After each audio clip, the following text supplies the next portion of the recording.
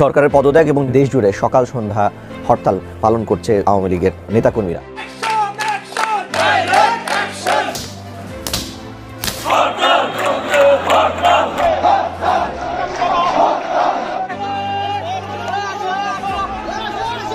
আওয়ামী লীগ কি তা হারে হারে টের পেল ইউনূস প্রশাসন। শেখ হাসিনার ডাকা হরতালের 48 ঘন্টা পার হয়ে গেলেও এখনো হরতাল অব্যাহত রেখেছে আওয়ামী লীগ। অপ্রতিরোধ্য আওয়ামী লীগকে কিভাবে সামলাবেন ডক্টর মোহাম্মদ ইউনূস? প্রিয় ভিউয়ার্স, সারা দেশে চলছে আওয়ামী লীগের স্মরণকালের হরতাল ও বিক্ষোভ।